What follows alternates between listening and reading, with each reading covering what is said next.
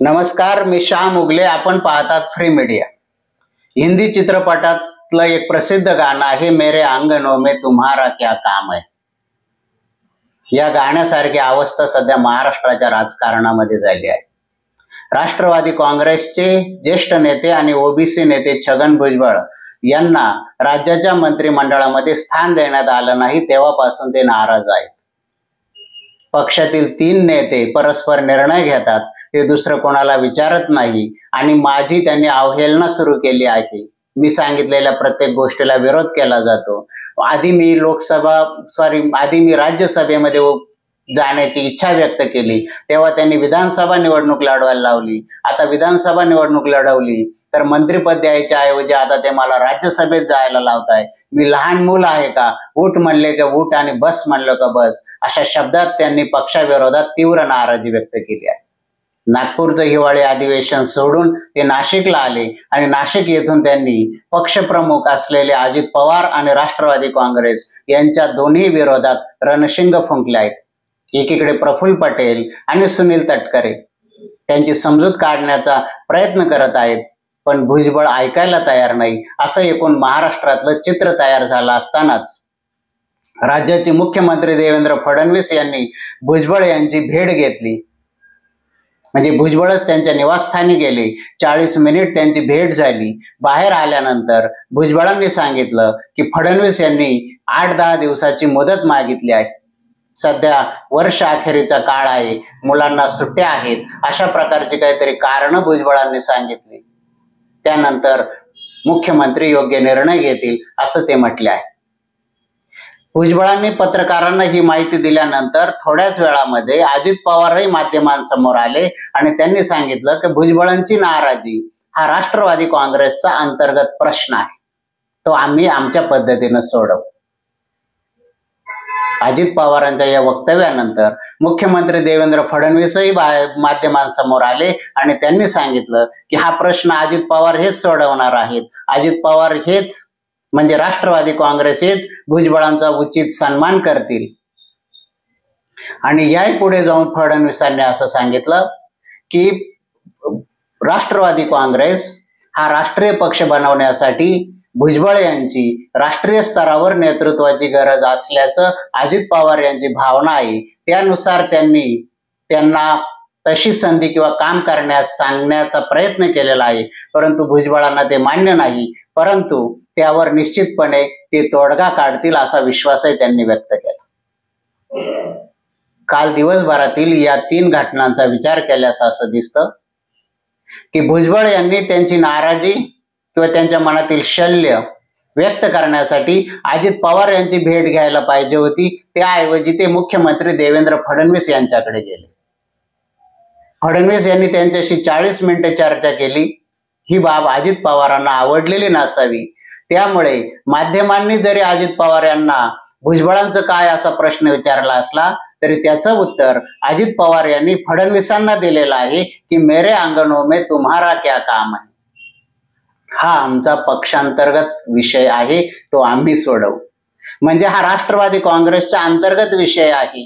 भुजबळांना मंत्री नेमणं किंवा न नेमणं, भुजबळांना कुठं संधी द्यावी किंवा न द्यावी, हा राष्ट्रवादी काँग्रेसचा अंतर्गत प्रश्न असताना भारतीय जनता पक्ष यामध्ये विशेष रस का दाखवत आहे, असा थेट सवाल विचारण्याच्या ऐवजी अजित पवार यांनी सांकेतिक शब्दांमध्ये सांगितलं आहे की हा आमचा पक्षांतर्गत प्रश्न आहे. माध्यमांना अजित पवारांनी हा इशारा कोणाला दिला आहे हे समजलं नसलं तरी फडणवीस यांना ते समजलं आणि फडणवीसांनी घाईघाईने बाहेर येऊन भुजबळ यांच्या बाबतीत अजित पवार योग्य तो निर्णय घेतील असं जाहीर करून टाकले. म्हणजे भारतीय जनता पक्ष त्याबाबत काही करू शकणार नाही असा त्याचा अर्थ आहे. मग यातून प्रश्न तयार होतो की अजित पवार यांच्या पक्षाचे नेते असलेले भुजबळ यांना मंत्रिमंडळात स्थान दिलं नाही, याबाबत भारतीय जनता पक्षाच्या नेत्यांनी वेगवेगळी वक्तव्य करून भुजबळांना सहानुभूती निर्माण करण्याचा प्रयत्न का केला किंवा राष्ट्रवादी काँग्रेसमध्ये लुडबुड करण्याचा प्रयत्न का केला. कारण भुजबळांना मंत्रिमंडळात स्थान मिळालं नाही त्याबाबतची पहिली प्रतिक्रिया ही गिरीश महाजन यांची आली होती. आणि गिरीश महाजन यांनी भुजबळांना मंत्रिमंडळात स्थान मिळायला हवे होती अशी भावना व्यक्त केली. त्यानंतर भुजबळांनी स्वतः सांगितलं की भाजपचे प्रदेशाध्यक्ष चंद्रशेखर बावनकुळे यांनी आपल्याला सांगितलं की भुजबळांना मंत्रिमंडळात स्थान मिळावं असा आग्रह मुख्यमंत्री देवेंद्र फडणवीस यांनी वारंवार धरला होता, परंतु अजित पवार यांनी ऐकलं नाही. म्हणजेच भुजबळांना राष्ट्रवादी काँग्रेसकडून मंत्रिपद असावं असा आग्रह भाजपला का वाटत होता हा दुसरा प्रश्न आहे. आताही भुजबळांना राज्याच्या मंत्रिमंडळात स्थान मिळवून देण्यासाठी किंवा त्यांचा योग्य तो सन्मान मिळवण्यासाठी भारतीय जनता पक्षाकडून वेगवेगळी वक्तव्य केली जात आहेत.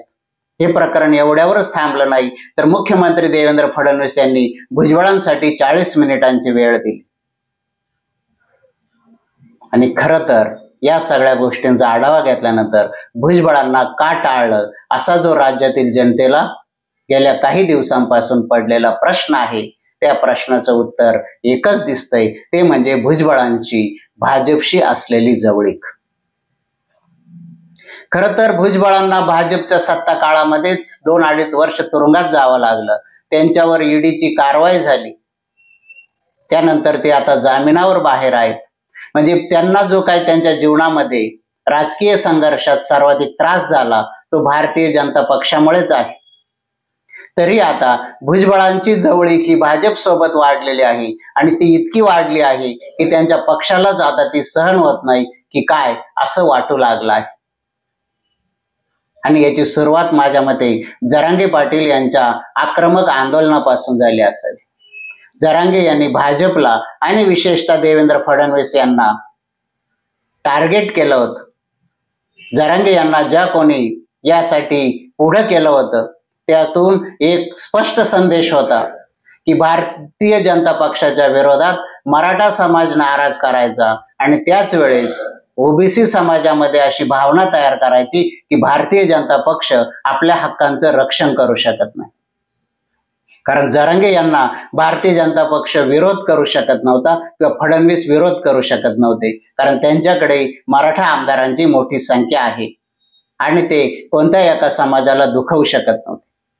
महाराष्ट्राच्या राजकारणामध्ये भाजपचं बलस्थान हे प्रामुख्याने ओबीसी मतदार आहेत.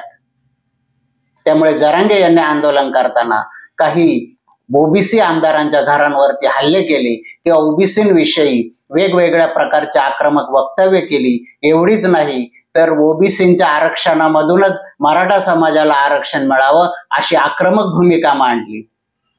त्यावेळेस मुख्यमंत्री असलेले एकनाथ शिंदे काही बोलत नव्हते, अजित पवार मौन बाळगून होते. परंतु ओबीसींच्या हक्कांचं रक्षण भारतीय जनता पक्ष करू शकला नाही तर ओबीसी समाज भाजपपासून दूर जाण्याची भीती होती.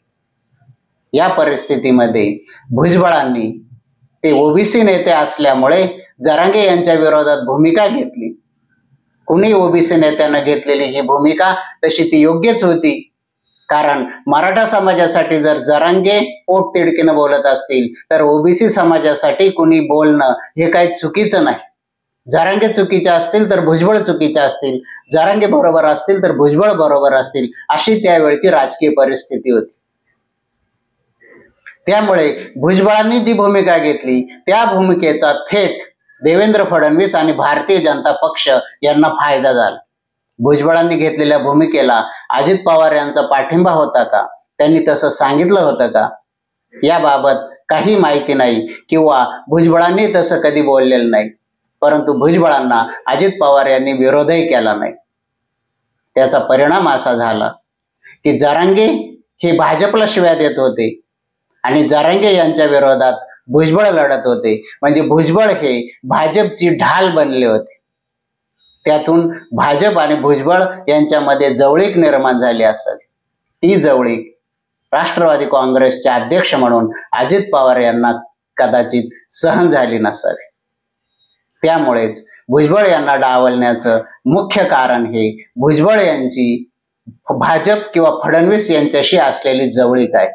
त्यामुळे भुजबळांना मंत्रिमंडळात घेतलं नाही याचं दुःख राष्ट्रवादी काँग्रेसमधल्या एकाही नेत्याला किंवा कार्यकर्त्याला झालं नाही. मात्र भारतीय जनता पक्षाचे मंत्री, मुख्यमंत्री यांच्यासह पदाधिकारी यांनीही त्याबाबतची हळहळ व्यक्त केलेली आहे. आता प्रश्न येतो की अजित पवार भुजबळांचं करणार काय? भारतीय जनता पक्षानं भुजबळ यांना उचलून धरल्यामुळे अजित पवार यांची आता कोंडी झाली आहे. त्यामुळे त्यांनी भुजबळ हा आमचा अंतर्गत प्रश्न असल्याचं जाहीर केलं आहे.